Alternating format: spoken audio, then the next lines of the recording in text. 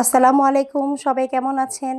আলহামদুলিল্লাহ ভালো আছি। তো সবাই দেখে বুঝতে পারছেন আমরা কোথায় যাচ্ছি। এখন যেহেতু ঈদের সময়, কিন্তু আমরা যাচ্ছি না, যাচ্ছে হচ্ছে আপনাদের ভাইয়া আর হচ্ছে আমার বড় মেয়ে। তো এর জন্য দেখেন বাসা থেকে কিন্তু বের হয়ে গিয়েছি। বের হয়ে আমরা হচ্ছে ওদেরকে এগিয়ে দিতে যাব হচ্ছে যাত্রাবাড়ি পর্যন্ত। তো এখান থেকে ওরা বাসে উঠে যাবে। আর এই তো দেখেন এর জন্য ভাবলাম এই কিছুক্ষণ সময় ছেলেটা বাবার সাথে থাকুক বা মেয়েটা একটু বাবার সাথে একটু সময়টা কাটাক। এর জন্য যেহেতু ছোট বাচ্চা মেয়ে ওদেরকে রেখেও যেতে চাচ্ছে না। আবার তো গ্রামের বাড়িতে যেতেই হয়, যেহেতু আমার শাশুড়ি আছে বয়স্ক মানুষ। তো মার সাথে তো ঈদ করতে যেতেই হয়। এর জন্য দেখেন বাসা থেকে বের হয়ে গিয়েছে সবাই একসাথে, যে কিছুক্ষণ সময় সবাই একসাথে কাটাবো। আর তো দেখেন আমি যেতে যেতে ভাবলাম একটু রাস্তার ভিউটা একটু আপনাদের সাথে শেয়ার করি।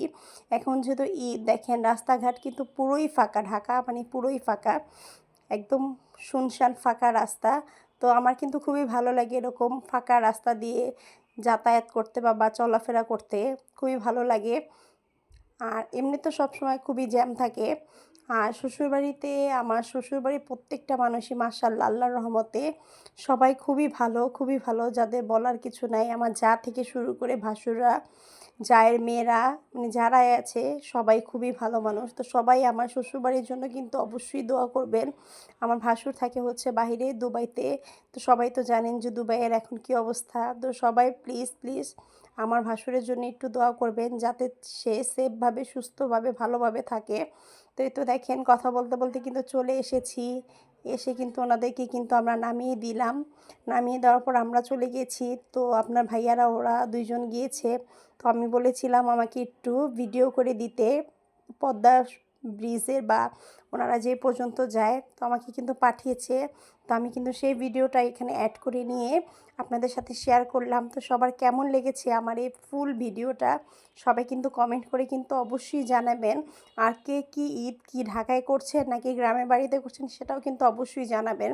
এই তো দেখেন কথা বলতে বলতে কিন্তু ওরা সম্ভবত প্রায় চলেই গেছে বাসার কাছাকাছি, মানে গ্রামের বাড়ি। এটা হচ্ছে আমার শ্বশুরবাড়ি, পদ্মা সেতুটা পার হলেই 20 থেকে 25 মিনিট লাগে এরকম। তারপরে হচ্ছে আমার শ্বশুরবাড়ি। আর আমার শ্বশুরবাড়িটা কিন্তু একদম মেন রোডের সাথে বা মেন রাস্তার সাথে কিন্তু আমার শ্বশুরবাড়িটা। তো আমার যেহেতু ছোট বাচ্চা, আর কিছুদিন আগেও তো গিয়েছিলাম শ্বশুরবাড়িতে, এর জন্য ভাবলাম এবার না যাই। আর বাচ্চাদেরকে নিয়ে কিন্তু যেখানেই যান এক স্থান থেকে অন্য স্থান পরিবর্তন করলে কিন্তু বাচ্চারা অসুস্থ হয়ে যায়। তো এর জন্য ভাবলাম বাচ্চাদের সুস্থতা হচ্ছে সবার আগে। বেড়াতে তো পারবোই সামনে আরও। আর এই তো দেখেন পদ্মা সেতুটা কিন্তু। তো সবার কেমন লাগছে এই আমার এই ফুল ভিডিওটা সবাই কিন্তু কমেন্ট করবেন। আর প্লিজ সবাই আমার পেজটাকে একটু সাপোর্ট দিয়ে পাশে থাকবেন। আমার ছোট বাচ্চা থাকাকালীন আমি দেখা যায় ওরকম অ্যাক্টিভ থাকতে পারি না, কিন্তু সবাই এটাকে প্লিজ ক্ষমা দৃষ্টিতে দেখবেন।